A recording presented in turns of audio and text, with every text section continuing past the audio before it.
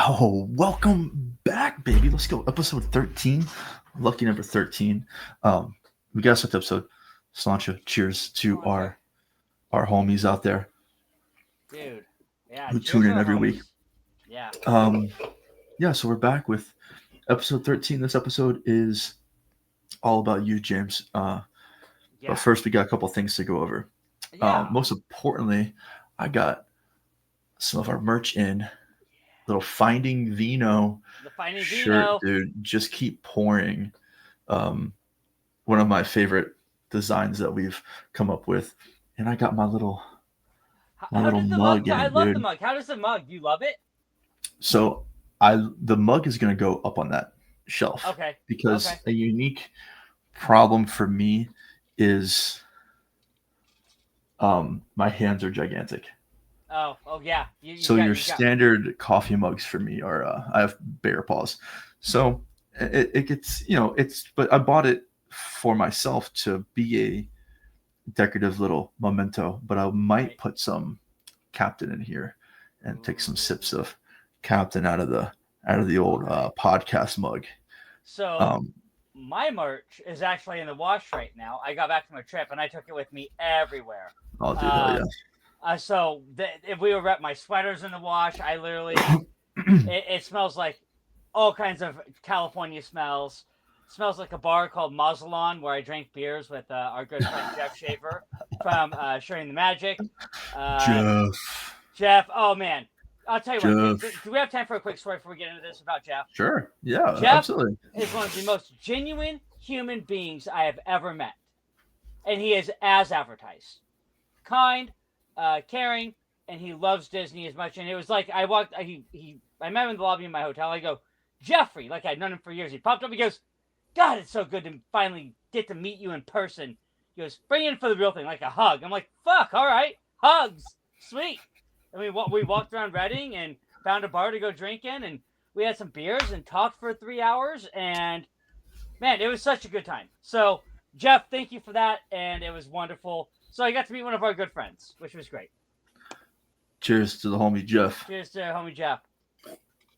Oh man, yeah, I'm glad you guys got to meet. And I just got back from Disney World, and I'm doing a whole cool episode recap with my wife over on our shared channel, Magic Done Right. So we'll dive more into our like nitty gritty of the trip over there, but we'll get into how it relates to our show on a later episode. Yeah, But today for is sure, all about 100%. you, bro. All about you. And Yeah, just like our listeners watched, by this point, you've seen our episode will be released about my background with Disney and why I landed here in this yeah, exact moment. Today, we're going to go over how James landed his butt right here, hanging out with me, doing a podcast together, yeah. and how that all ties to Disney and his experience. So first and foremost, go back and check out episode 11, which is Josh's. It'll Hmm, be on our YouTube channel, Spotify. We have to announce the Spotify because we haven't really that's talked right. about Yeah, Spotify. I'm not used to that. Yeah. Neither am I. And so we do have a Spotify, Operation Magic. Every episode is going to be there eventually if they're not already there. Um, Almost. Yeah, they'll be up there almost by the time this airs for sure. perfect. So and then also the YouTube. It's always at Operation Magic on YouTube, Instagram, printful.me, operationmagic.printful.me. That's our merch store. Any other pandering we gotta do? Magic Done Right, our beautiful sponsor. Yes, we just talked about your beautiful wife Kim and how she has her stuff going on. You guys just did a trip to Disney. You hooked me up on my room on my trip, so I think all the bases are covered at this point. Yeah, no, Yeah, that about we're good. sums it up. And I'm about the merch, dude. I mean, I know a lot of people make merch to like support their show. Obviously, anybody that buys merch, it helps us out. However, the shit's fucking funny. I It is. mean, It's fun. the shit we've come up with is so fun. Mm-hmm. And right now, our merch is in its infancy stage. And if you're ever gonna cop some merch, I mean, all this stuff with all podcasts or branding, it changes over time. I mean, there may be a time where you will never see the shirt again. Oh yeah, There'll be a time where you never see the perfect cast shirt again or the Doom buggy shirt again. So um, dude. that's a way that Yeah. like when I rock this in 5 years and people are like, where did you get that shirt? Bro, you got to be there. You gotta be there. Moment in time. This is day one shit right here, and I'm a sucker for that stuff for other people's, Yeah, stuff. same I here. want to get that.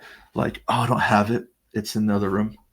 But when we go over my trip, I got that Beacon Barrel Oh, the fucking mug. Yeah. mug.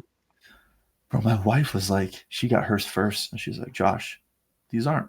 We thought they were plastic. They're ceramic. Yeah, the ceramic. They're like beautiful, and you Hmm. get the mug, and it's with your drink. It's like Yeah. $40, and when you're Yeah. talking Disney prices, I mean that should be $40 by itself. But Yeah. you also get a $20 drink with it. I mean that's a steal, bro. I have right here on my desk. I have a replica, which I have this exact one. I have the plastic one as well for when I Mm, travel.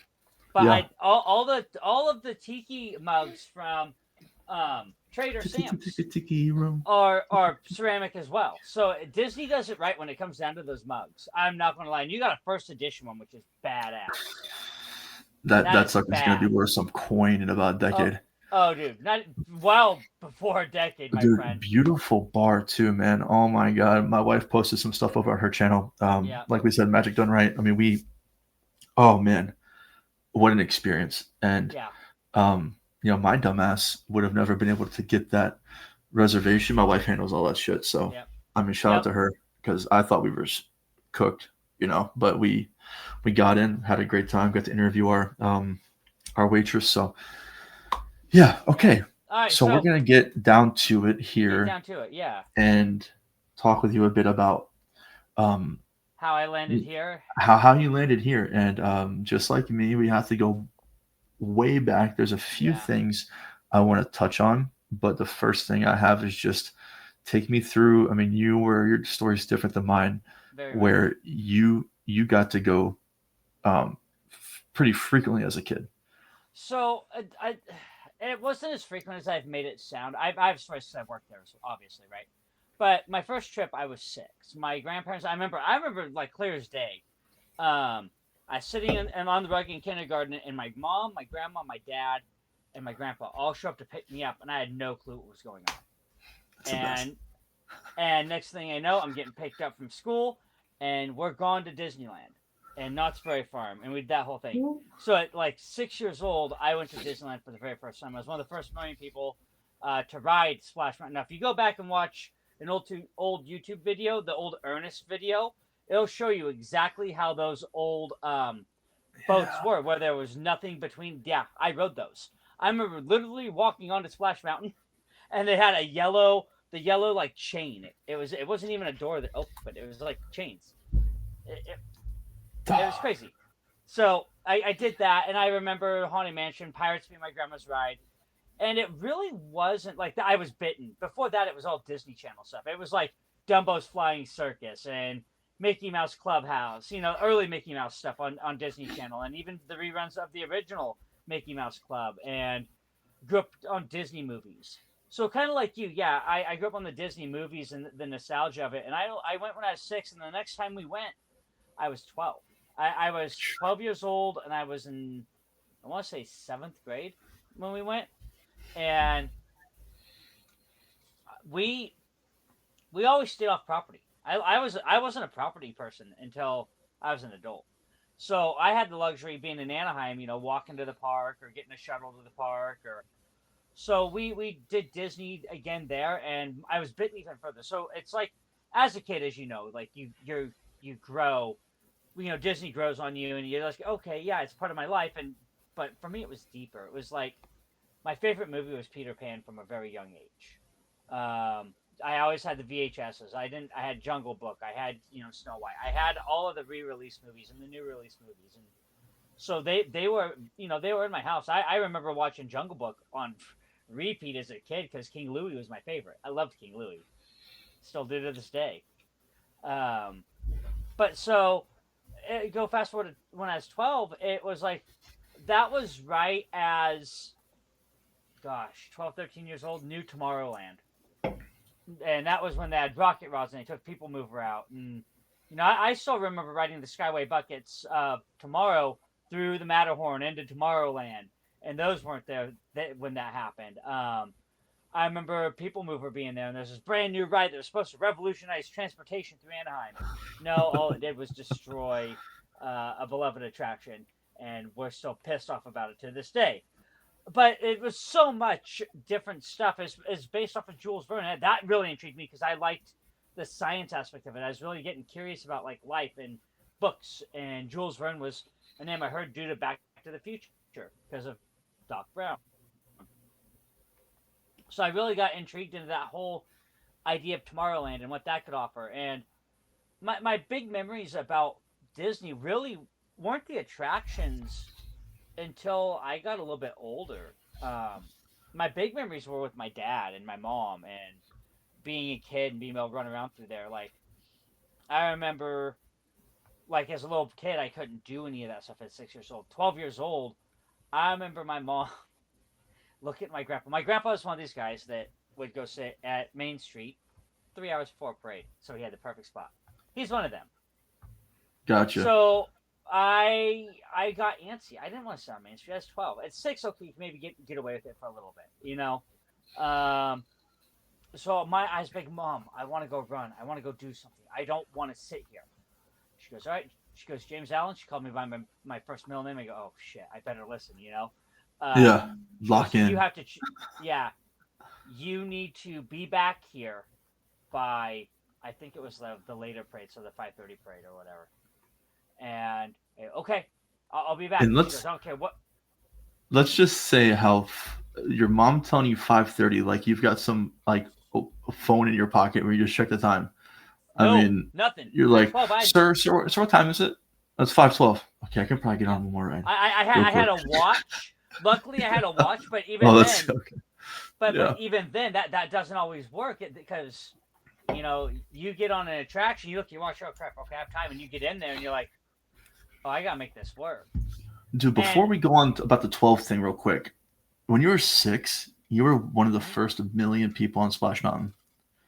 You told me that before, and I asked ChatGPT to give me a number based off of the average amount of people that ride per day with the park being open for as long as it's been open. It's several hundred million people have been on Splash Mountain since its opening. Several hundred million. Because a million's a big number, right? When you're like the first million, a million sounds like a lot of people. And it is. But when you're talking about decades of time to go by, that's quite the cool fucking little feather in the cap that you were one of the first million. Well, and here's the other fun thing about it. It's you have to remember back in 1989, there wasn't a very big population in the United States. No, we were probably one. And Disneyland closed like at 9:00 nightly. So it's like the park opened at 8 or 9 in the morning, and then so you had that time to that time. So if it was a Monday, Tuesday, Wednesday, whatever it was, yeah, it's crazy to be able to do that. And I've made so many memories on Splash Mountain. I've got stories to talk about on that too. So, man. I love that. Yeah, so do I. Well, being a cast member, I had fun on it. So, going to 12 and being able, so from 6 to 12, that's a big span. So I grew a lot, right? Right. And man, being able to run that park at 12 years old. And I'm not trying to take away the brevity of being one of the first million. It's an king of the world, bro. What, 6? You don't give a shit if you're the first million or not. No, but as you get older and you think about it, you're like, damn, I can say that. I only went a couple months after the ride opened. That's the only way that happened. The ride opened, I think, in July, and we went in September. I mean, 6-year-old you didn't think, you know what, man?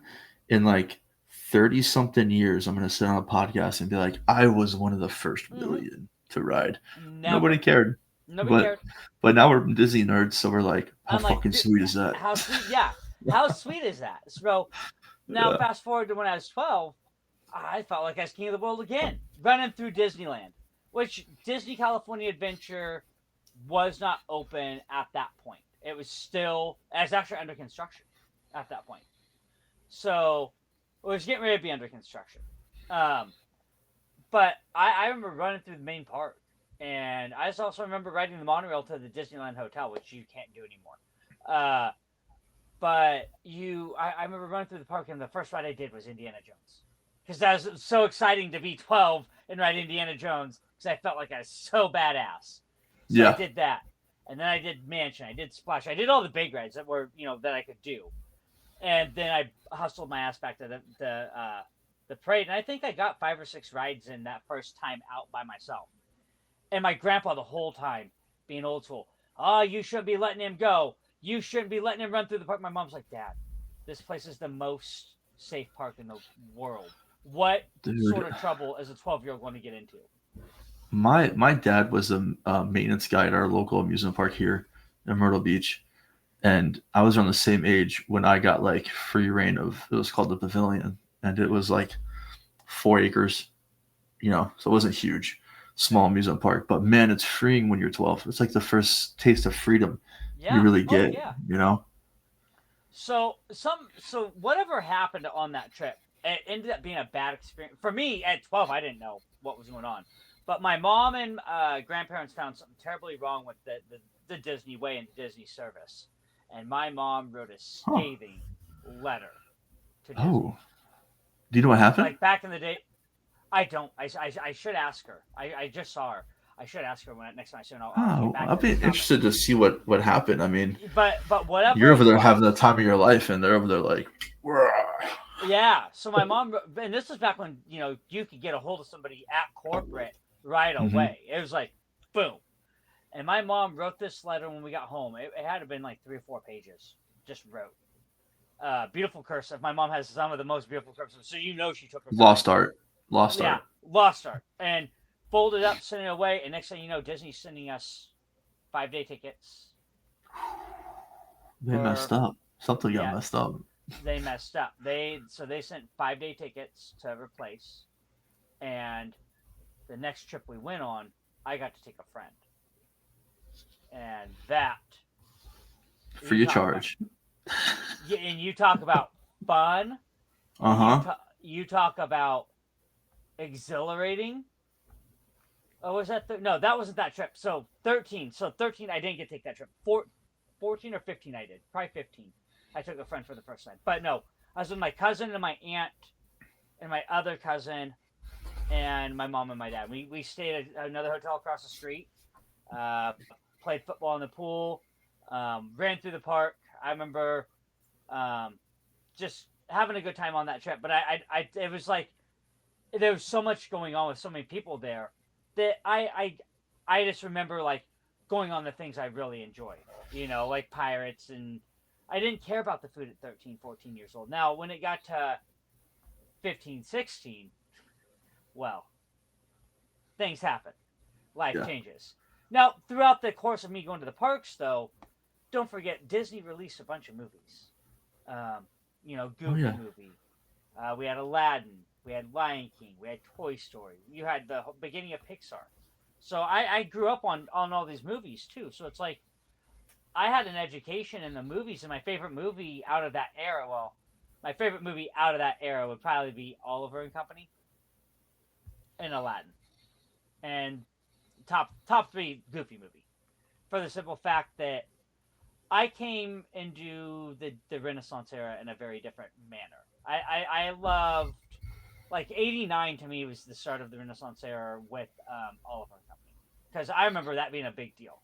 And then we got Little Mermaid with being the first princess, since Cinderella, and that was a huge deal. And I grew up on the movies, and I remember going to see Toy Story, and I know Toy Story is very sentimental to you. I saw that in theaters. You know, my hot take on Aladdin What's that? might not be a hot take. Maybe I'm wrong. Maybe people agree with me. I think that Aladdin was so successful simply because of Robin Williams. No, 100%. I think Genie is the most important character of Aladdin, Yeah. Oh no. and Uh, like the personalities of each character are kind of easy, with Genie being like the outlier. Like you need the perfect cast, and I think if it was anybody else, it just would have been another Disney movie. no, 100%. And if you go back, even the funny thing about Robin Williams and that character, he actually pays homage to himself in that movie. Yeah, he does. Uh, It's like the first what does Ryan Reynolds call it? Breaking the fourth wall.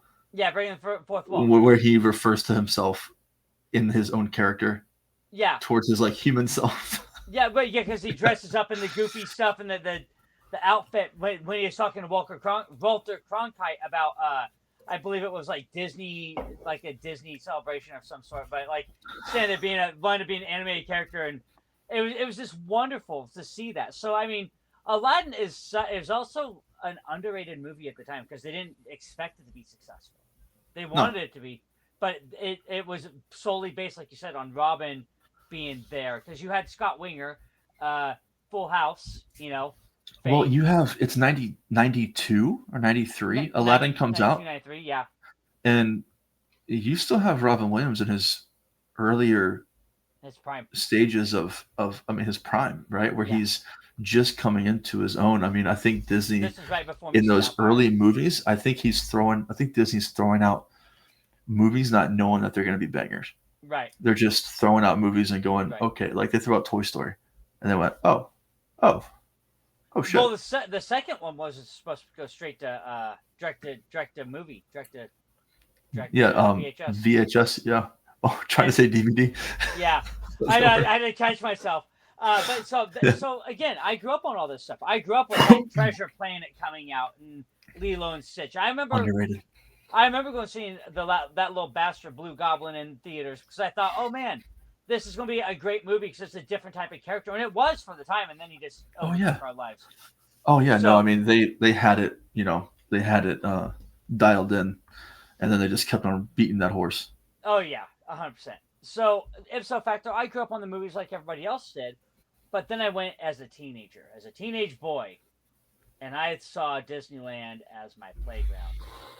I was fueled by hormones, churro dust, and pins.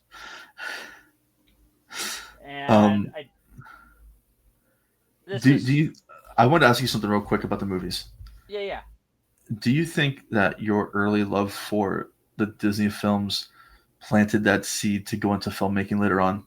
Do Oh, you think that had any correlation? oh yeah, 100%.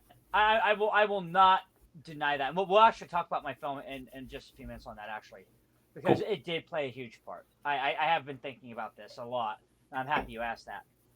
Um, no, so as going, but see, going through the park, you just brought up a good point. I always saw things through a cinematic view. I always had a camera in my hands, like a still camera. So even at that age, I had our little 35 millimeter camera, a little strip camera. You flipped out, you put the stuff in, and you put Yeah, little flashes on it. it's called And vintage now.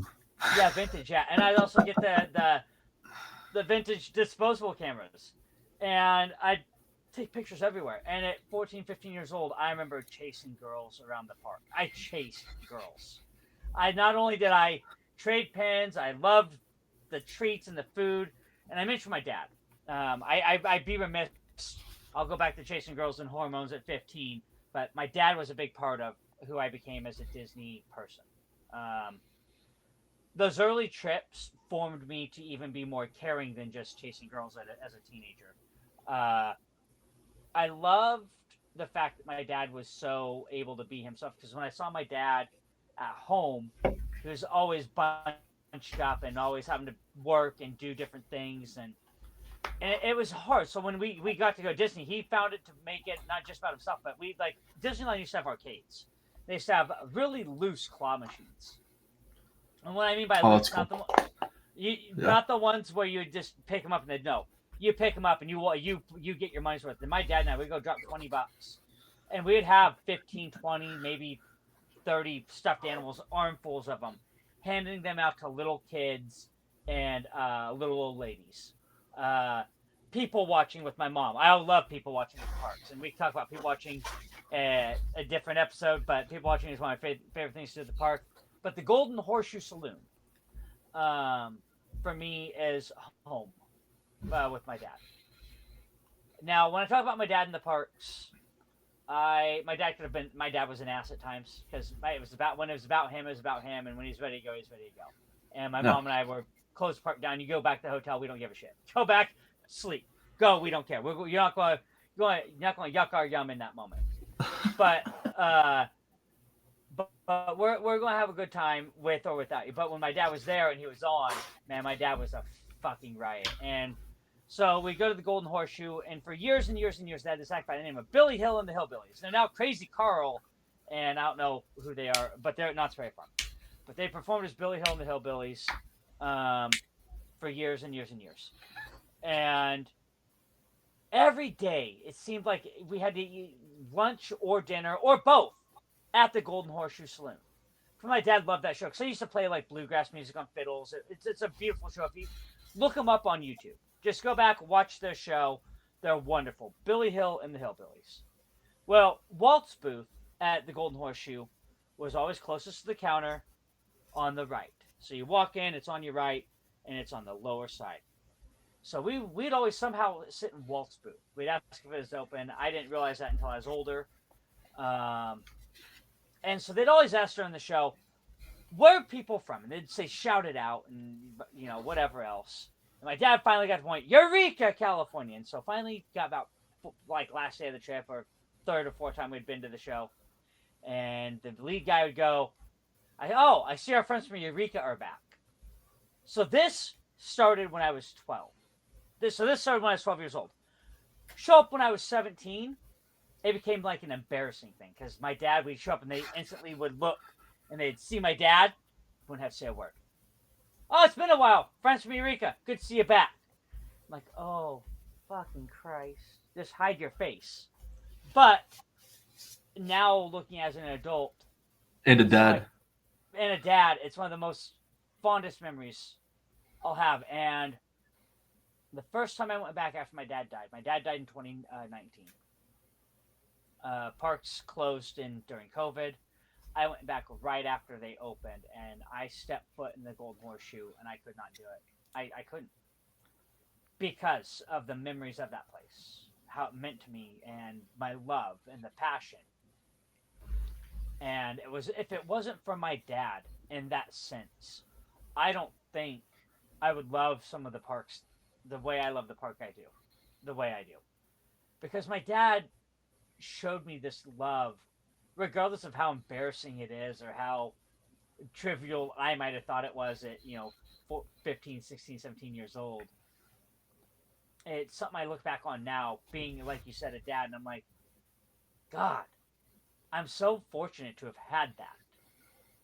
And I'm so fortunate to have that memory and to still have that passion the way I do because of my parents like that. So at 17, now looking back, I'm like, man, it was funny. Like, we go back the first day. Oh, it was funny. But like the fourth day in a row, fucking Christ, man. Just like, they do the outdoor show in front of the boardwalk. And he'd always get himself roughed into that too, because they'd spot him.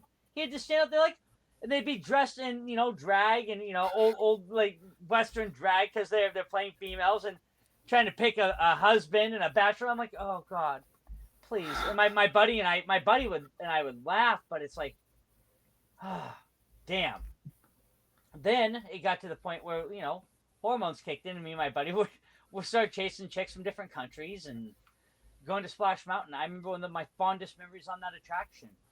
I was 17, and we met these girls randomly, her and their friends at the park, and I'm not going to say names because they might be out there listening, and I don't want to put them on blast. Hey guys. Hi guys. But and I know many other guys and many other gals who may have had shared this moment, but you get to this point on Splash Mountain, you'll know, where you go around the corner and you can look over the rivers of America. I know at Disneyland. It's like that bend as soon as you go up and around and you're looking. I know what you're talking about. Yeah. And we timed it perfect. Fireworks. Yeah, I've been there. Yeah. And I got that kiss under fireworks with a girl I just met, having the time of my life at 17 years old. That solidified Splash Mountain as a goat ride already in my mind. Yeah. Not knowing it was going to be like, I was one of the first million.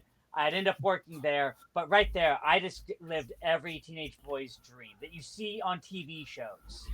Sharing a kiss of some sort under fireworks on an attraction or at fireworks themselves. And it was just like, how Dude. befitting. Like at 17, it Yeah. was just it was a goated moment in my life. Now I want to backtrack just a second Yeah. Let's go backwards. We can because backwards. I'm gonna jump in. I'm gonna try to jump in when I can because I know you have a long list of stuff you could go through. Yeah. Um, you know what I thought of when you were telling a story about your dad and how embarrassed you were? It straight up reminds me of a Goofy movie with Max and Goofy. Yes. It Great reminds point. me of you're like Yes. Max just slumping in the corner, and your dad's like, oh, "Hey man, like look, this is fun. We're doing it. We're having a good time, right? Aren't we having Yeah. fun?" And it's crazy because as a father now, I just got back from this trip with my wife and our 2-year-old. Um, we quite literally, like, we are just we're their memories. Yeah. We are their memories, and Yeah. we're charged with a very important life Yeah. to create those moments like that to where well after we're gone, we hope that they're still talking about it like we're talking about it now. No, 100%. That's the way people stay alive and keep their memory alive is to keep on discussing these things because the crazy fact that I read online before last it was like last year, most people can't name their grandfather's father, and Dang. that's how fast your memory of your Yep. life, your entire life is just gone. I can And name both my grandfather's fathers. I yeah, can but it's both of them. rare. It's Yeah. very rare. I mean, most people don't grow up with great grandparents, and I most people's yeah. parents or grandparents don't tell the stories of their parents and Yep. pass on those funny I stories. funny story actually about my heritage. I was born when I was born, I had 8 sets of grandparents. Think about that. Wow, wow, So I had all of them. my I had almost all of them, yeah. The only one I didn't I had a couple of great grandpas who weren't alive. I had my great grandpa my grandpa's dad. He died in the 50s, so I didn't have my great grandpa Joe, but I knew about him. But I had my great grandma Gatlin. I had a bunch of great grandparents. I had a couple great grandparents too. Wow, That it's were still alive. impressive. Yeah, yeah. Well, Never had a great grandparent. so and I knew my great grandparents.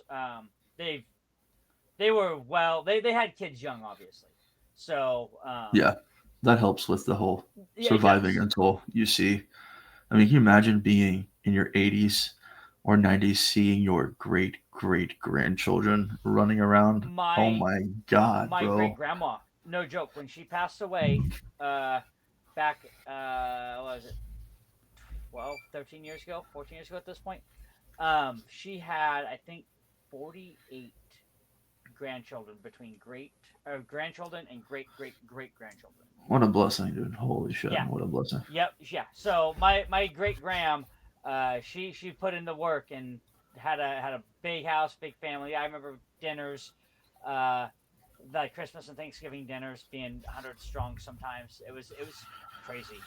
Yeah. But But the story of your dad reminds me of like most dads where it's, we're assholes oh sometimes. yeah, oh yeah, And we're not the most pleasant to be around all the time.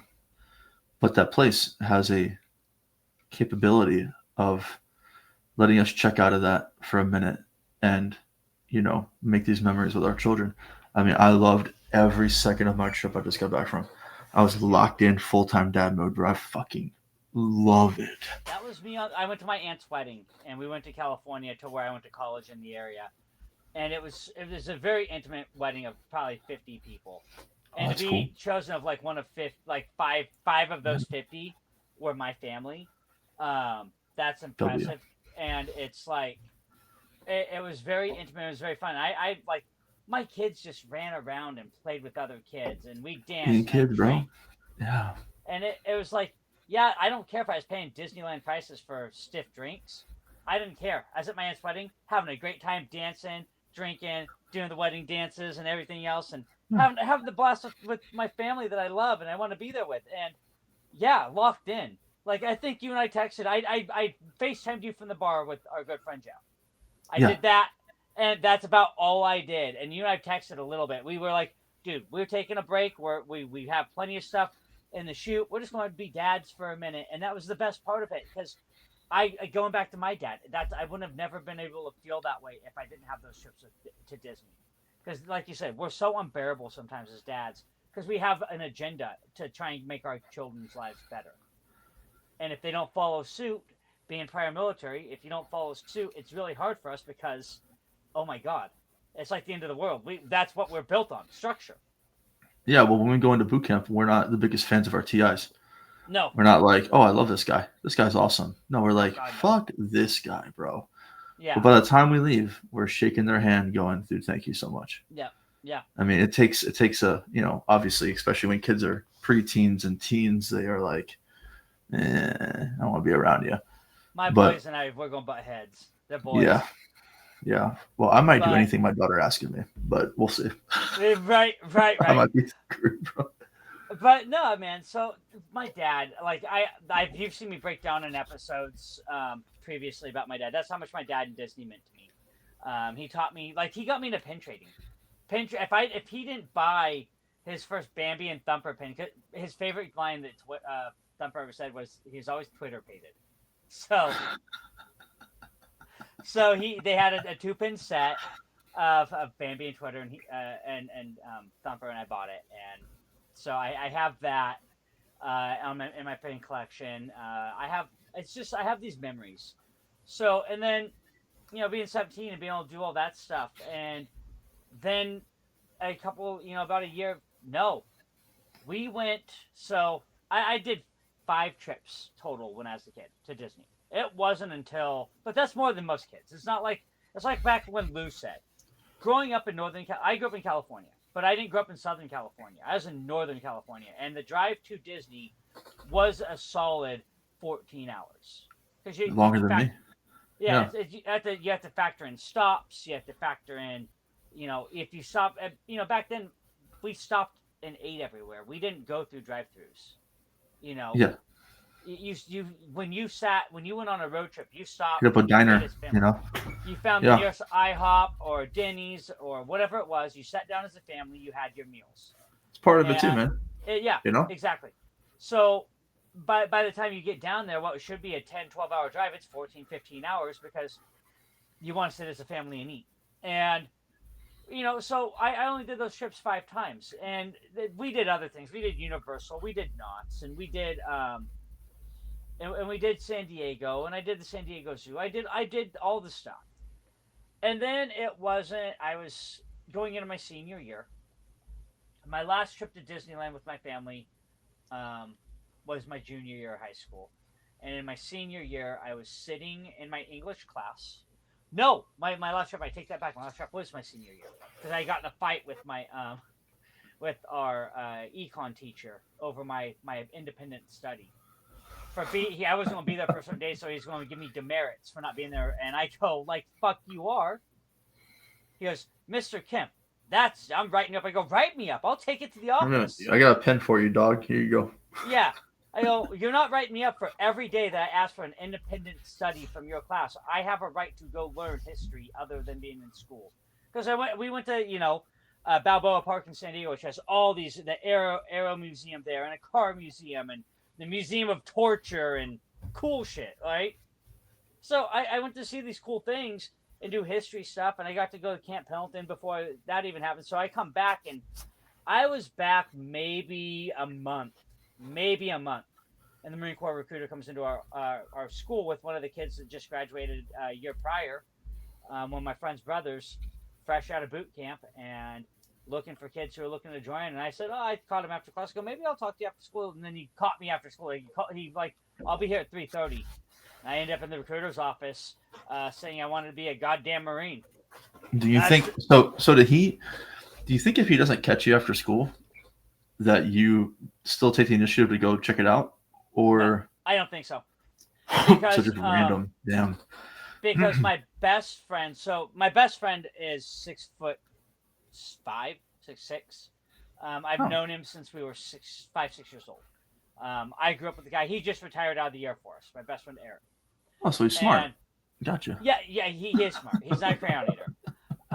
But joined after I joined the Marine Corps, so he saw the struggles that I was already going through. He's like, no, He fuck had a little that, bit of dude. college. Yeah, he's like, fuck that noise. So, I remember he was on the basketball team, and that previous winter, we set like he won the dunk contest because he jumped me in the second round. That's how much of a difference in height we were. And he was he was getting ready to start his first senior varsity game at home against one of the best teams, and they alley-ooped him a dunk, and I missed it because I was at the recruiter's office. And he called me on my cell phone because I had a cell phone at the time, as you know, a brick phone, obviously. He Yeah. goes, "Where were you?" I go, "I'm at the recruiting office. I'll be at this school in like 10 minutes." And I get in his car. He goes, "First and foremost, you missed my fucking dunk. Secondly, why in the hell are you at the recruiting office?" And I told him I signed my first set of papers. I leave in 2 months. No, I said I signed my first set of papers, pending what my parents say. I signed my set, and then we had to sign the other sets that gave me permission or whatever and all that. And I sat at my kitchen table that night with my recruiter and signed papers. And then I went to MEPS, and then I left that August. Good old duck walk, huh? Good old duck walk at MEPS. Remember that? Yep, I sure do. Turn and cough. Turn and cough. Did you guys have to do like the squat down and walk like a duck? Did you do that? Mm-hmm. Yeah. I remember that, and I was thinking to myself, what the fuck am I doing? That's one of the first times I thought, like, is this necessary? So the thing about going to MEPS for me though, I am a little bit colorblind, but not as colorblind as military made me out to be. Because my buddy and I, who went on the buddy program with in the Marine Corps, he and I ended up sneaking some. He knew some people, and they snuck us some beers. And good way to start. So we drank until like 2, and we had to get up at 5. So I go take that piss test, that first piss test. There's nothing in my system but, you know, a beer at that point. And I go do the color dot test, and I'm still like blurry. Like, so you know that color dot test is hard as is. Yeah. But try doing it blurry eyed. Already just like, it was not fun. This guy's perfect. Sign him up. Yeah. I didn't score very well on the ASVAB either, so definitely lived up to the Crayon Eater name. I was supposed to have a really good communications job, end up working in supply, but as you know, in the military, you don't always end up doing what you're supposed to do. I deployed twice, and in that time, though, I never lost that passion for Disney. I was that weird kid in the barracks that liked Disney. You know, because I got stationed when I got out of boot camp. They sent me to North Carolina for my job school at Jacksonville, and Jacksonville's a hole. If you've ever been there, I've been there actually a lot because I used to do a bunch of tournaments with a lot of the Marine dojos outside of the base, and I don't recommend going there. We were at that Triangles Center, like Marriott there, right offside of Jacksonville. There's a hotel there called the Triangle at one point. Yeah. That hotel's notorious. Oh, I'm sure. It's infamous. I would probably hate being a housekeeper there. Oh boy, that's one of the most infamous hotels in Jacksonville for scandalous things. I mean, side note for here, I used to work at front desk and a bellhop at the hotel, and we always get the Marine Ball in Myrtle Beach. And we would be like, no, dude, you got to, I mean, our policy was like 21, and all these 18, 19, 20-year-old guys were trying to check in anyway. So you maintained that Disney kind of passion throughout. You never had a lull? No, I didn't. So I discovered the MWR, right? I discovered base tickets. No, I dated girls like that lived in Santa Barbara, so I was taking the train up to Santa Barbara. So I'd always find girls that were different places than where I was because I didn't want to shit where I ate, you know. Yeah, for sure. So if I went on to Oceanside, guaranteed. Well, there's also a nickname for Oceanside back in the day called Ocean Slime, due to the fact that you didn't want any of that. And then you wanted to go to San Diego and the outlier areas. So I chased girls as Marines all over the place, but I still maintained Disney. Like, if I didn't have a girlfriend or anything, I was at the parks. I was going to the MWR, and I was buying $97 2-day tickets. You know, I I won't see was that anymore. no, I was buying, 80 or $42, $48 1-day park hopper tickets because that's all I could afford and just come back home. Um, I don't know how many dates said, "Hey, let's go to Disney." Okay, I got tickets. Let's go, and we just go up there. And then I got off my first deployment and had that nice deployment money, that beautiful deployment money that we all talk about, Tax and free, baby, tax free. tax free. And instead of buying a car, because I already had a car, I decided I was going to go and get me. No, that wasn't first deployment. That's second deployment I did. So first deployment, I decided I was going to take my parents up to Disney, and we went up there for a few days. And then we went up. I kept going up. Second deployment, I came back off our second, and I bought myself a pass, a year pass, an annual, and it was $496 for every day of the year at the time. No And blackout days, none of that bullshit. no, nope, nothing. Come whenever And you want. Damn, yep, that's a life there. it was. It truly was. And because I remember coming back on my first deployment, my one of my best friends from high school, actually, who we were rivals in high school, he joined the Marine Corps after I did. And he joined the Air Wing, and his school was stationed in my area where I was stationed. So we partied and hung out, and we went up to his aunt and uncle lived in Anaheim, and they worked for Disney. So that's what it was. We went up to Disney all the time when he was there because his aunt and uncle worked for Disney, and they just checked us in. So we'd go get checked in, go through the parks, have a good fucking time, do whatever we wanted to do, and just rolled. It was so much fun. And then I got that annual, and I was up there all of the time. Like I was roommates with Lou, and Lou didn't realize how much I liked Disney because we didn't really talk about it.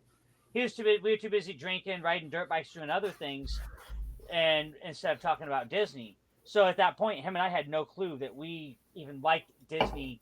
He knew I liked Disney, but not as like he made fun of me one time. I was going to Disneyland instead of going riding dirt bikes. I'm like, dude, I'm getting ready to get out, and I get out in like a month. I gotta use my annual pass out. I gotta use what I can, because once I leave, I'm leaving, going back north, and I don't get to use whatever I have left on it. Um, so I did that, and it was fun because I learned how to love Disney in a different way. Yeah. And that's when it really became fun to me as an adult, because learning to love Disney in a very different way, because as you know, we struggle, we fight, we go through our own shit daily. And for me, that was the hardest thing to understand, that I was going through stuff without understanding that I was going through stuff. But the only outlet that I had was Disney. That's the only place I ever felt safe, even during fireworks. It wasn't until I got out that fireworks truly affected me the way they do people. Because I was so caught up in the shit and caught up in the suck of the Marine Corps that I didn't give a shit. I just, okay, whatever, it's fireworks. Yeah. And I just, it was my escape. It was my home. I felt safe because Disney was always a place of happiness and a place where I was very deep, angry, pissed off at the world because I had to go do things that I did not want to be doing. That um, that I have to hide from the outside world, to some level, because of things that we have to do. And it's like you do things in the military that you don't want to have to do, and you have to hide them and not talk about them, regardless of what it may or may not have been. And it sucks. And when you find escapism in places like Disney, the Haunted Mansion, that's why I love the Haunted Mansion so much. I could get away from the reality of the outside world, and understand that in death you can laugh, and in heartache you can laugh, and that's what the mansion truly is. Hitting that spot in Pirates of the Caribbean when you get to the mayor and, oh, no, no, no, don't be cheeking, Carlos. That was me. I could get a laugh out of that because I felt safe in those worlds. Put me in Star Tours, before we had Batu. I felt safe. Put me in an Autopia car. Felt good. You know what I mean? And Yeah. It was like you and I go to the flag ceremony, and it it was very it still kept me grounded because that reminded me, okay, I still have a purpose, obviously, in what I'm doing, but I was able to find joy in some of the little things, like I talked about when I was 17, that I thought was embarrassing. Being there with my family, and taking in the things I love. Enjoying a beer, walking around California Adventure, eating a cream cheese filled churro, not churro, but pretzel, because it made me feel like I that was a freedom that I deserved. So 100%, bro. And uh, then you have the idea when you get out, what spawns the, like, hey, okay, I'm gonna go work for Disney. How did that, like, I mean, did you just randomly think one day, you know no, what, you no, had a plan all along? no, not at all. It wasn't even that at all. So when I got out, and I when I got out, I moved to Northern California. I lived with my cousin, one of my cousins, and his fiance, girlfriend, fiance. They were married at one point. Now they're divorced, I believe. Um, I lived with them for a little bit. I lived with them for like 2 months. I was struggling. I was floating. So I called my mom. I remember this. I called my mom on a Wednesday. I said, "Mom, I need you here, like, and as soon as you can, I'll be there tomorrow." Had my shit packed. I moved back to the coast, and I lived with my great grandma was still alive, and my parents lived in a mother-in-law unit at the time, and my great grandma had a spare room, so I took over one of the spare rooms. So I lived there for a bit, and kind of got my life together. I went to work going through doing road construction. I worked for Granite Construction for a little bit, and the VA got wind because I have a back claim from the VA. Like, yeah, you really can't be doing that, so you need to find a different route. So I ended up going to college, and that's when I became a journalist, and because starting media and doing all of that stuff, because I grew up in legacy media. My grandfather worked in newspapers my whole life, uh, up until I think he retired when I was 12. He worked for the local newspaper for like 35 years. He was a union rep. He did all of that. So journalism just is my blood. So I went to start going to school for. I started out going for culinary arts, because I love to cook, and I realized how much math is in that. And I said, "Yeah, fuck that. I'm done. I'm out. I'm not a math guy.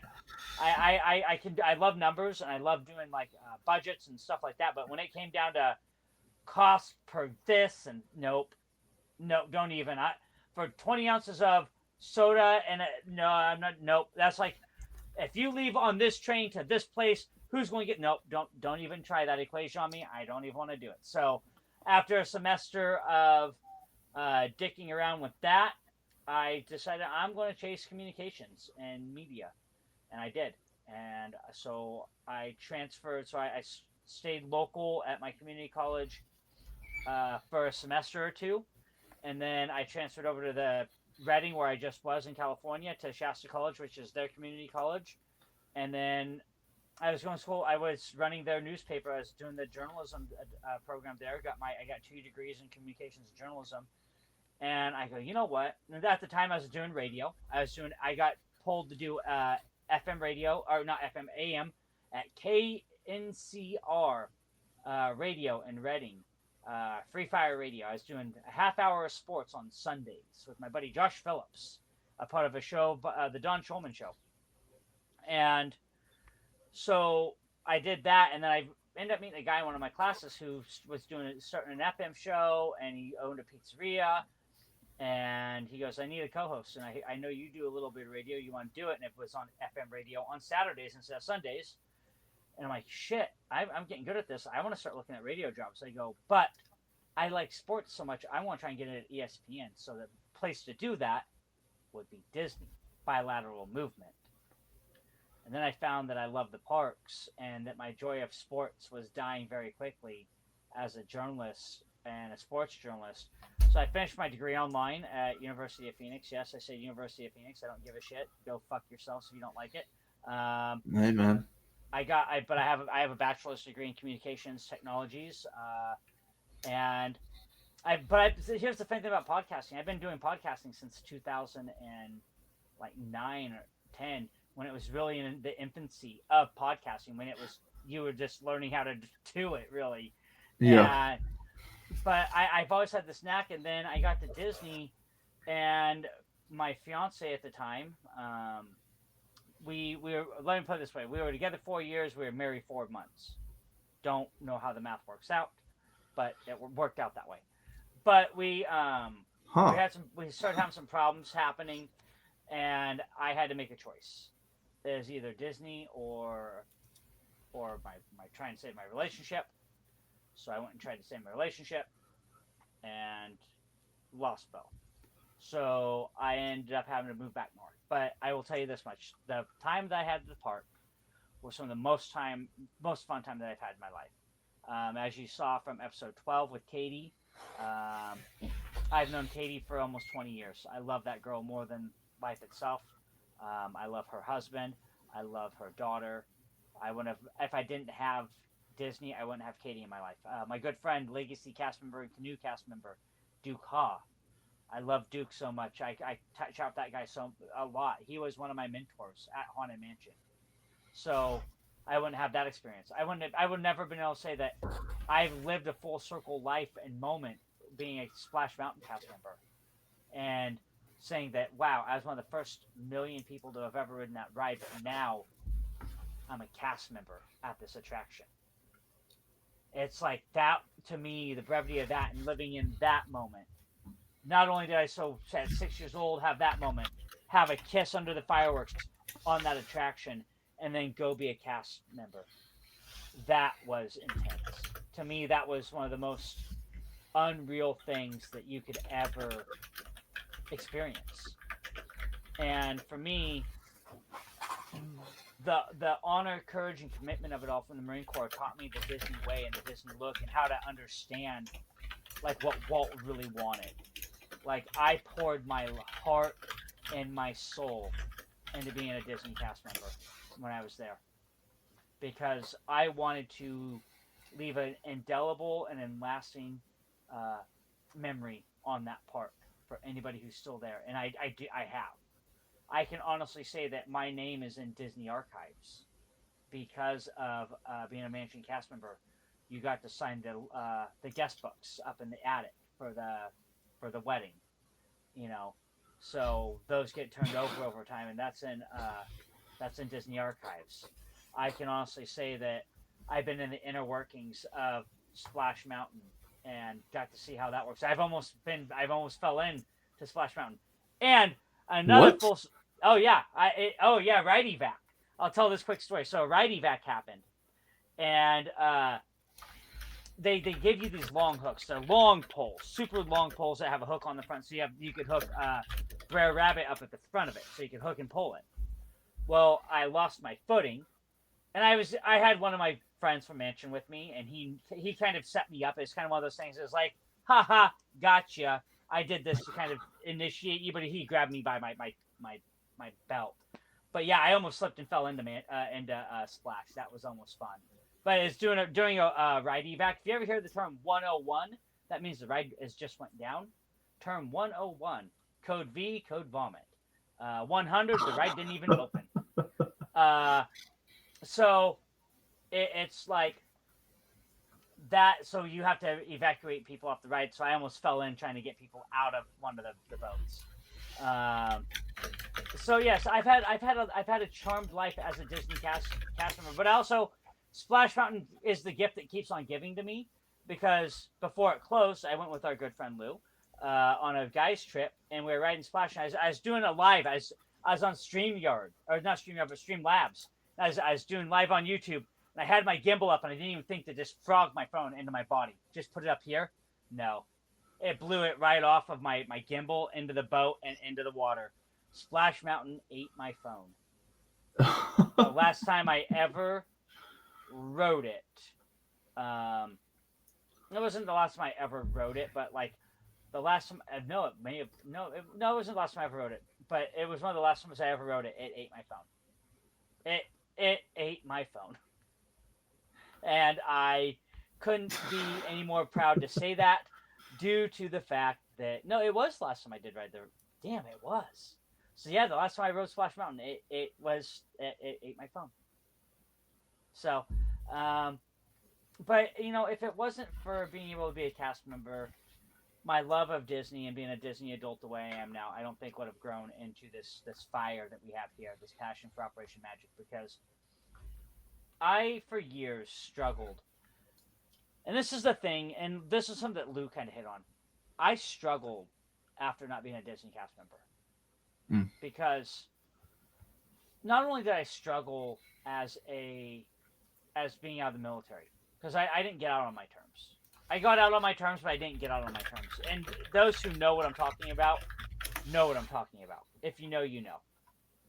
I had to make a decision, and it wasn't the decision I necessarily wanted, but it was the one I had to choose because I wasn't going to stay long enough to find out the rest of my career, what it was going to be like, and I didn't want to deal with that going and doing what I had to do, what they wanted me to do. And it wasn't, it was what it was. However, Disney also it felt like it wasn't my choice. You know what I mean?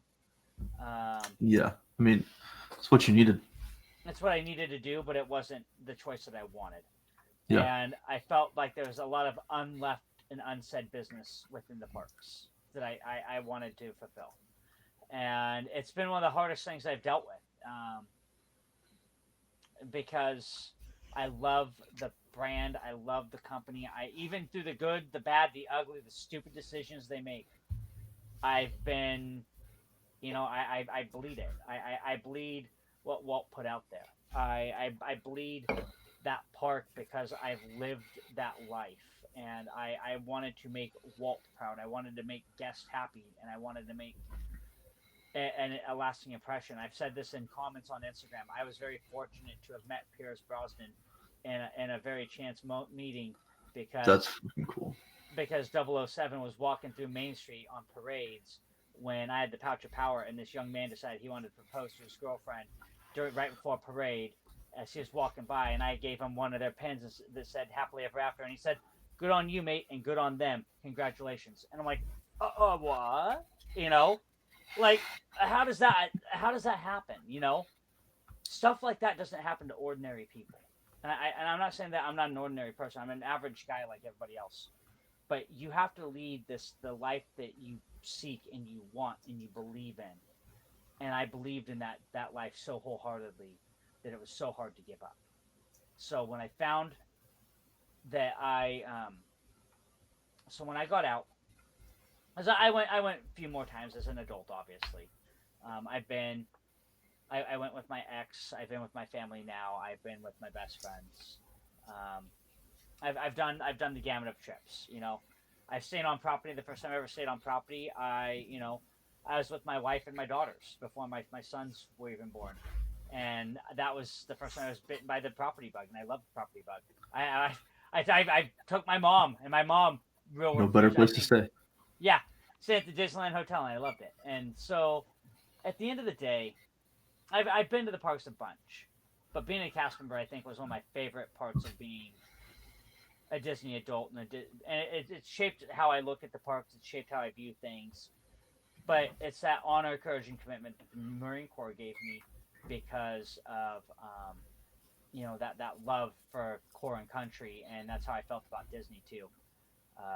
And you know, and so when I was looking for a podcast, I've been doing podcasts on and off. I had one during the pandemic. I've worked in the music industry. I still work in the music industry from time to time. I work in radio still.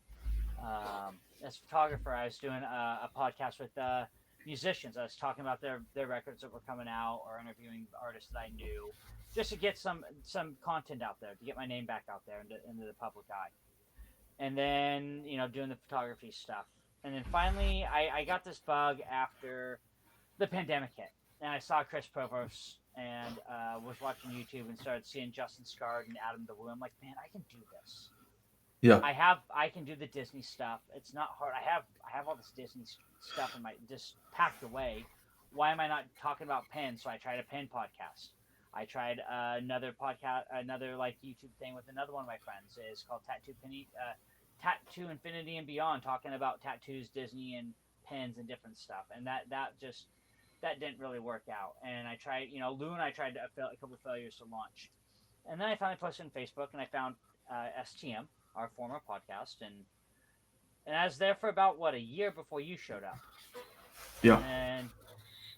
And then you and I started kicking the idea back and forth, like we've said in previous episodes, and finally we had to pull the trigger on either staying there or leaving and doing this wholeheartedly. And that's why we're here now. We're doing this wholeheartedly, and I couldn't be happier because I'm doing this with another Disney dad, another veteran that understands where I'm coming from. We didn't really talk about the whole military and Disney aspect of it. Um, We will.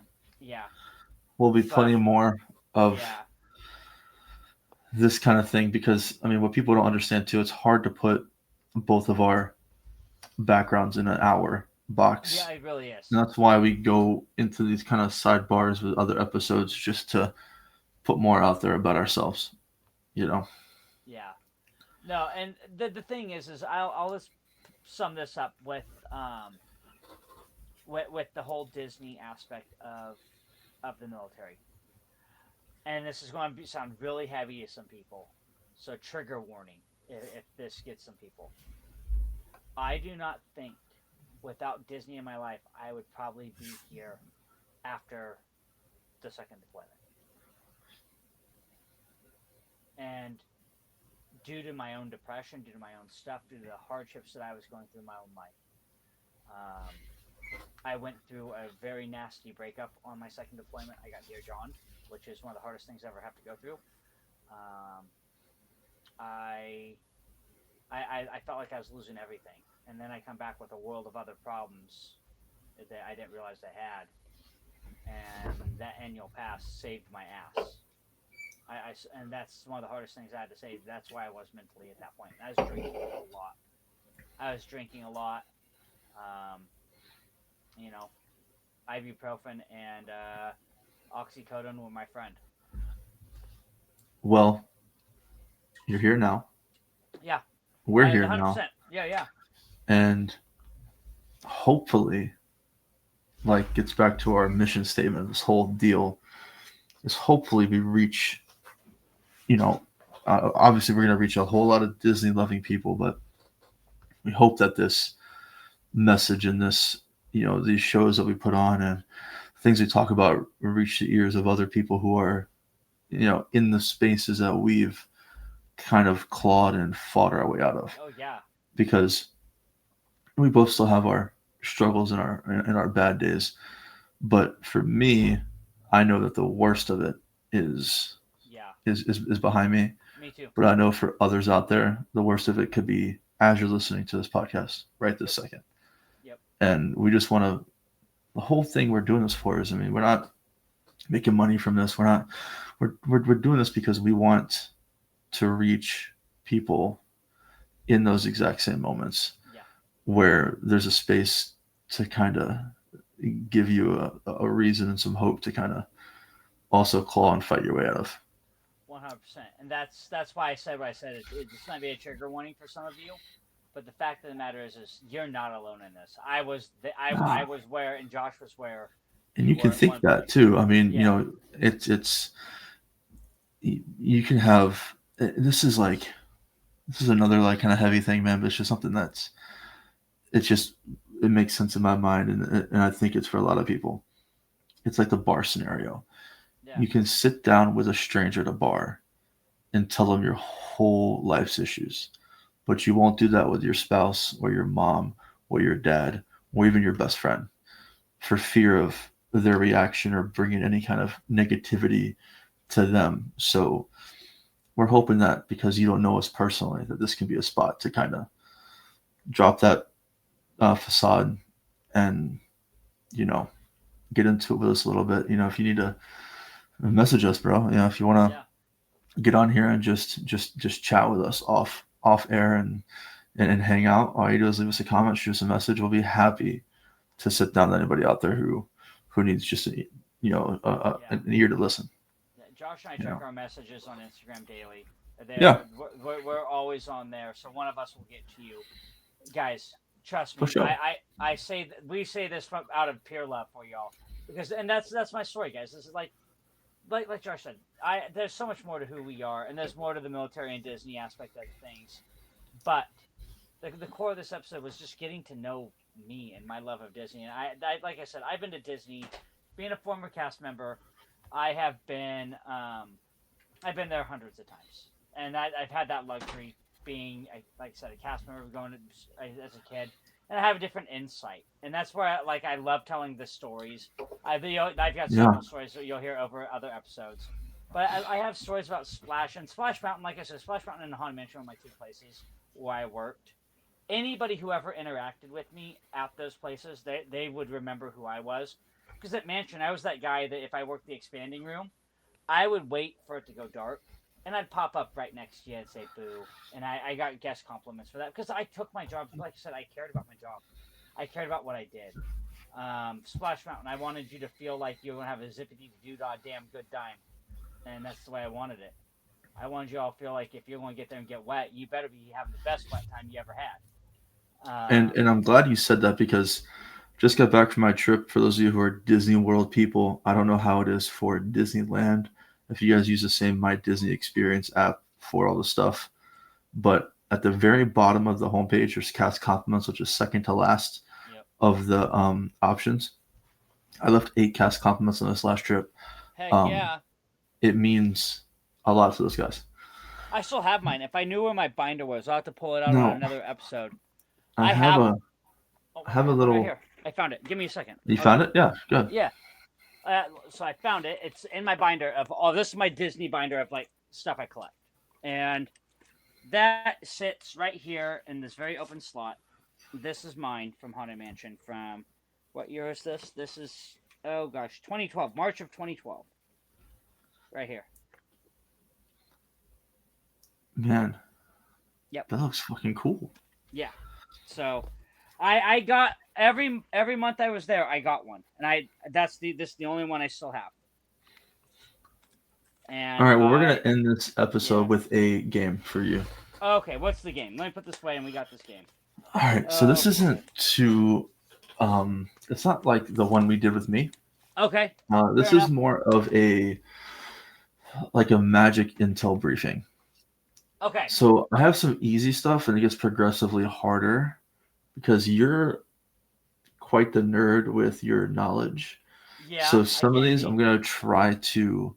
My goal is to get you to say you don't know to one of these. Oh, okay. And basically, the premise is, I'm going to give you some intel, which is like vague clues, and you're going to tell me what it is. Okay, this could be a little hard, 'cause I have trip brain still, so. It's going to start easy. Okay. I have some generic ones. Some might apply to Disney World, but that are some might be movies, some might be just Disney lore. Okay.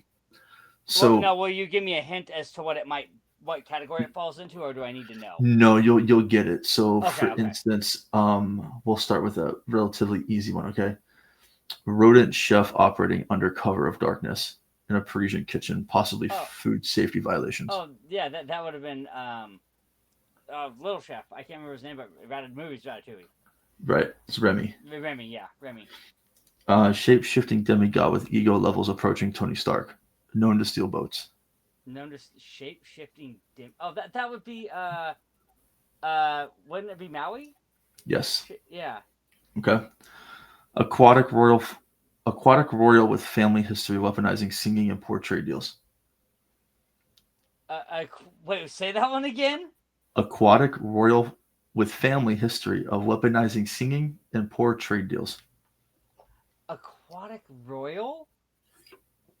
With family history of weaponized singing and poor trade deals. That's not Little Mermaid. That one, I don't know. I would stick with that thought. Oh, is it Little Mermaid?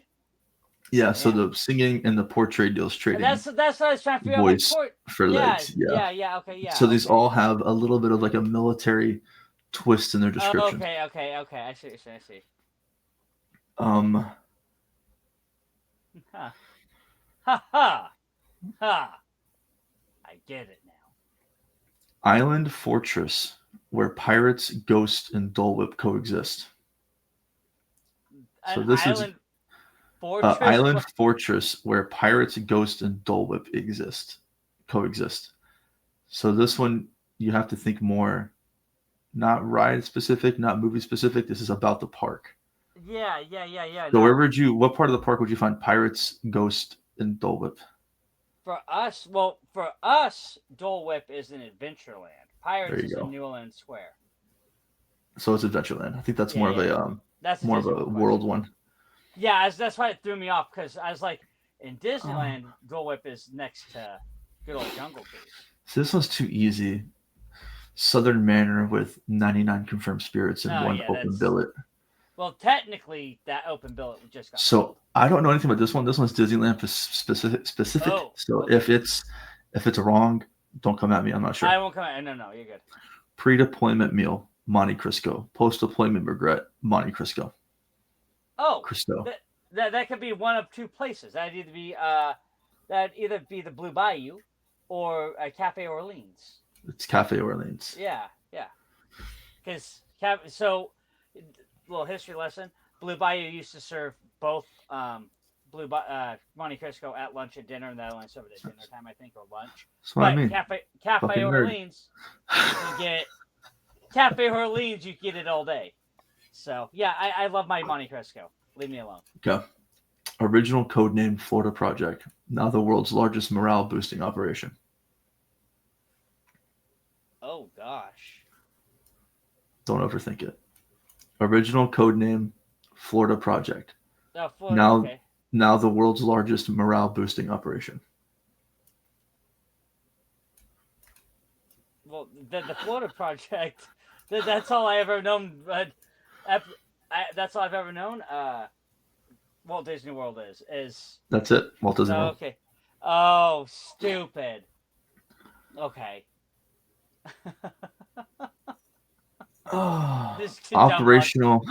Operational mascot originally intended to be a rabbit, later replaced by a mouse.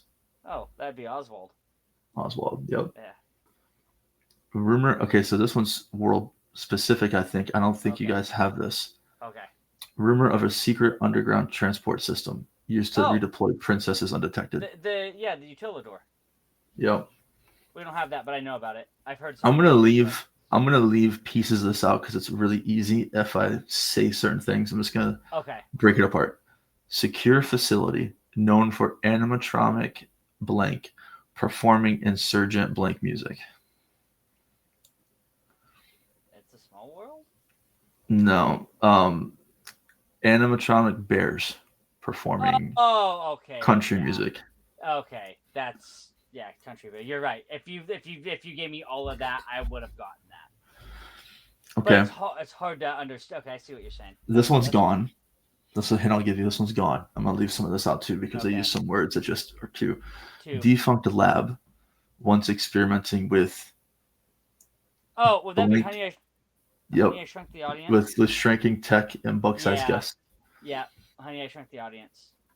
Codename Acme. Roger Rabbit.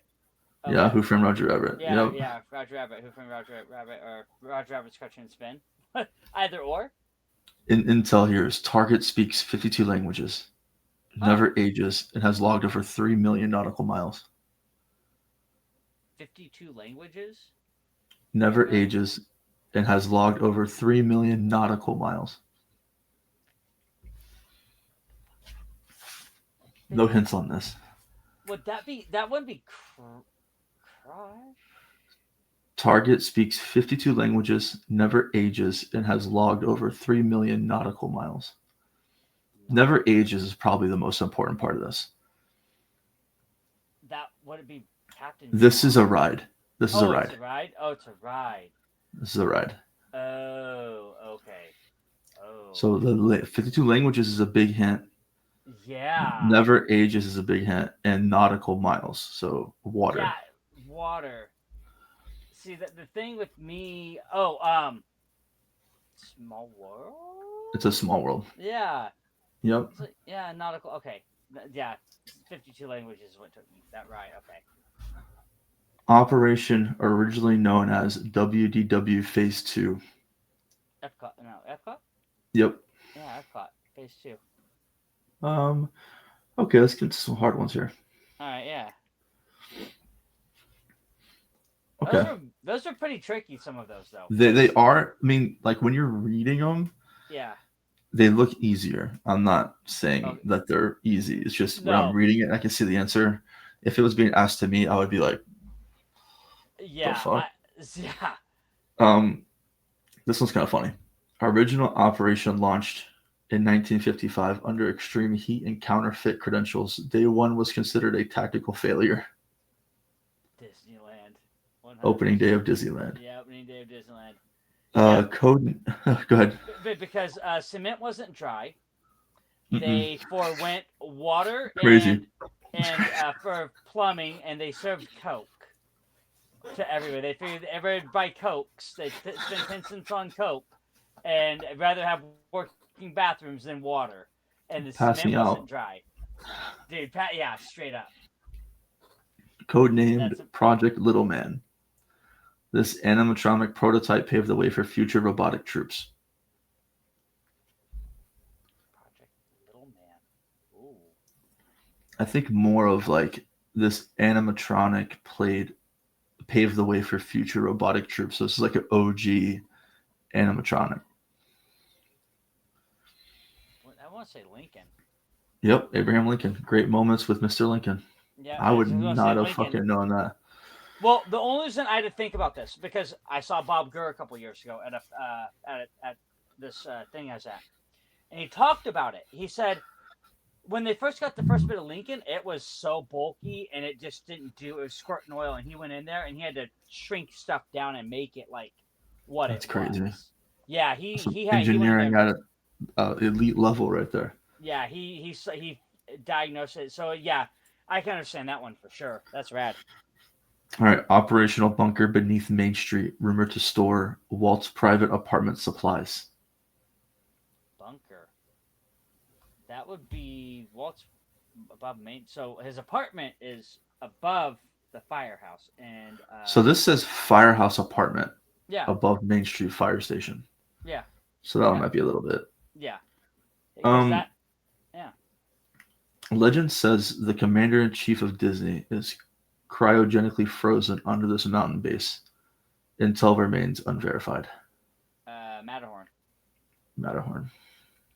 Yeah, Matterhorn's Um, been around for years. We'll find it out early, early find out. experimental. Dude, this fucking thing, bro. Oh dear Lord. Experimental transport system once planned to evacuate guests to Tomorrowland, later repurposed for nostalgia. Oh God. Would it be Early experimental transport system. People Mover, dude? Yep. People Mover, and then Rocket Rods replaced it. You bastards. Um, Just keep pouring salt in the wounds.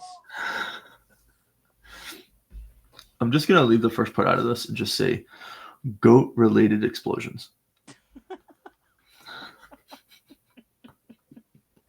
I still wonder if that goat's ever going to blow up. Big Thunder Mountain, dude. That'd be great. I'm gonna say the last two. So I'm gonna really I'm gonna really give you a hard one here. I'm not gonna read the Okay. whole thing. I'm gonna read the All right. last two words, and it's just dad jokes. Jungle Cruise. Nice, bro. Nice. Nice. Okay, let's see if I can get you on some just one word things, bro. Let me pick. Let's go extraterrestrial. Would that be? Was that Alien Encounter? Yeah, or Stitch. Yeah, Stitch. Yeah, Hitchhiking. Ghost. Yeah, haunted mansion. Okay. Now we're gonna go to the bottom where says trick intel. Ooh. I have some of these. I mean, it could be rides, it could be Okay. lore, anything. All right. Um, this closed operation was the only Disney ride ever designed to include a cigarette ad. Oh God. Had no idea. Closed attraction. This closed operation was the only Disney ride ever designed to include a cigarette ad. All right. I have two in mind. I'll be impressed if it's one of the two, bro. I'll give it to you. The first would be the Skyway Buckets of Tomorrow. The Skyway Buckets. That is not it. The other one, I'm thinking if it's closed. Now, is it Disneyland or California Adventure? Because I'm if it is I'm I, I don't know. I just know it says one thing in parentheses blanks ride. one thing, parentheses blank, right? Okay. Ooh. I've never heard of this ride. God. It's Disneyland for sure. Yeah. I'm pretty sure.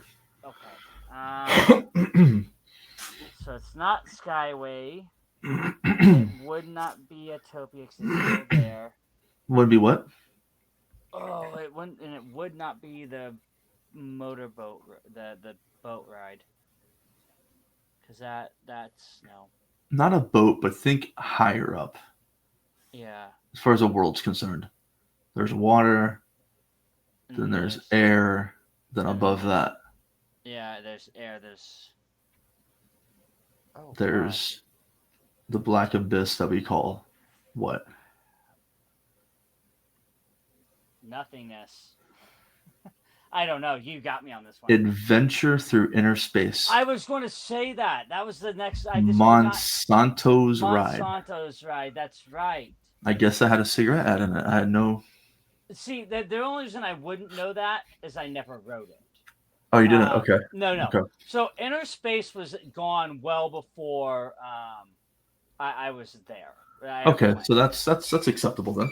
So, but the idea is like that was going to be one of my other guesses, but I was like, ooh, not under because there's the Monsanto house, there's the Monsanto stuff through inner space. You had the Carousel of Progress. You had the Circle Theater, so it could have been anything really in Tomorrowland because half of Tomorrowland shut down. All right, this Fantasyland mission once required guests to pedal their own vehicles to the sky. Discontinued due to pilot error. Pedal your vehicles to the sky, huh? Damn. I will say I've already heard you say the ride. The Skyway buckets? The Skyway or Flying Saucers. Yeah, Flying Saucers, yeah. Yep. Abandoned facility in Tomorrowland. The last part might give it away. Still smells like blank and regret. I don't want to say what it smells like because then it'd be easy. It could be almost anything Tomorrowland, man. But it's abandoned facility, so I guess it's closed. Yeah, so I'm thinking it's the theater, the Captain EO Theater, or yeah, I'm going with the. It still smells like pizza and regret. Oh, that's probably I'm thinking that's. Oh gosh, yeah, that's. It's two names. Not Alien Pizza Planet or Alien Pizza Port. Yeah. So Red Rockets Pizza Port. Yeah, Red Rockets. Yeah. Slash Alien Pizza Planet. That's still there though. Alien Pizza Planet is still there, unless that's Disney World. Well, did Red Rockets Pizza Port get closed down? Oh yeah, Red Rockets did get closed down and turned into Alien Pizza Port. So that is fair. All right, fair enough. Hidden Insignia. Hidden Insignia. This is like a hidden mouse, not hidden mouse ears. Well, hidden Mickeys. Yeah. Mickeys, yeah. Yeah. Okay, this is the final one here. How can I do this? Because if I read this like this, you're 1000% gonna get it if I read it. Okay. I'm gonna really start hard here. I'm just gonna say symbolic.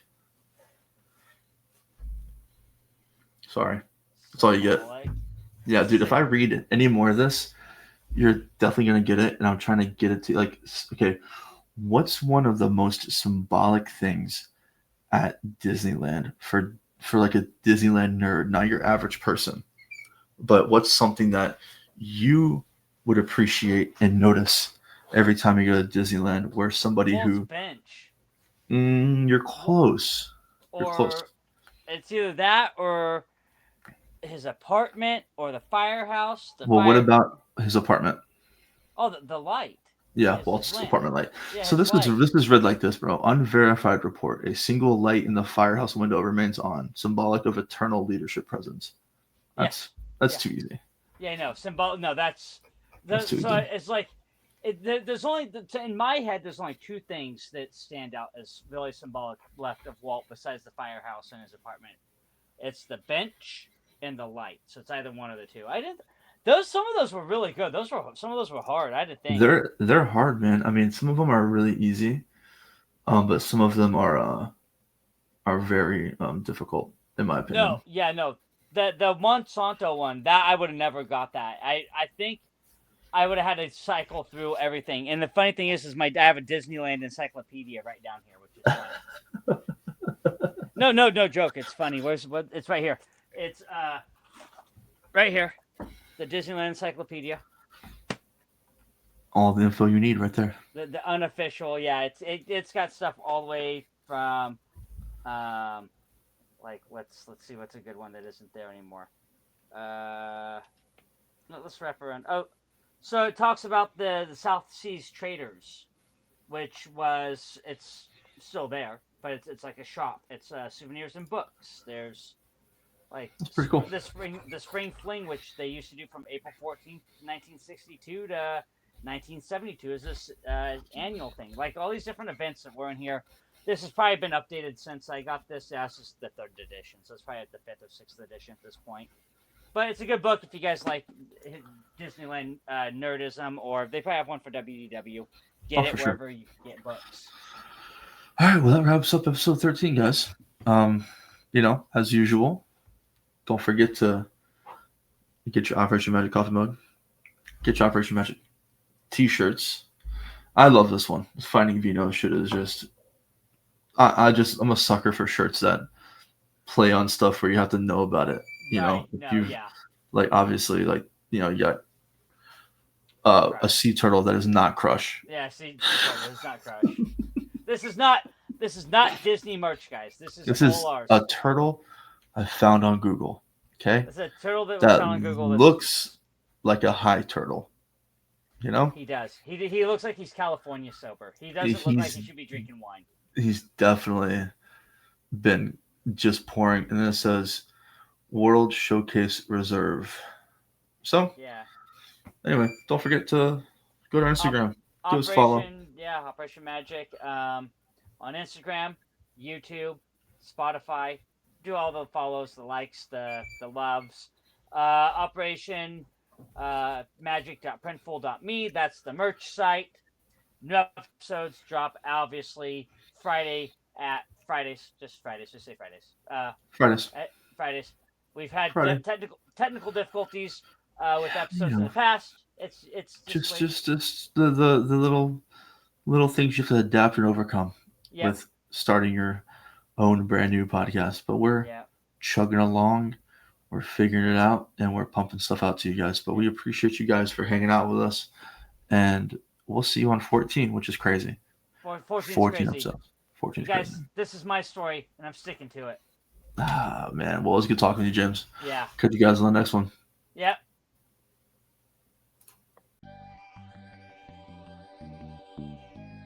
All right, squad. Listen up. You already know who we are. We are the Operation Magic Podcast. Disney loving, dad run, veteran built. Every week, we're here bringing you that magic straight to the veins. And now we've got something even bigger. It's official, guys. The Operation Magic merch. Those t-shirts, those hoodies, the mugs, stickers, you name it. All Disney inspired, all made for the Operation Magic squad. This isn't just gear. This is the uniform. You throw this on, you're not just a fan. You're a part of the family. Every piece supports this show, keeps the mission alive, and helps us keep bringing laughs, the stories, and the magic every single week. So what are you waiting for? Hit operationmagic.printful.me right now. Grab your gear and show the world who you are rolling with. Operation Magic. Rep the magic. Rep the squad.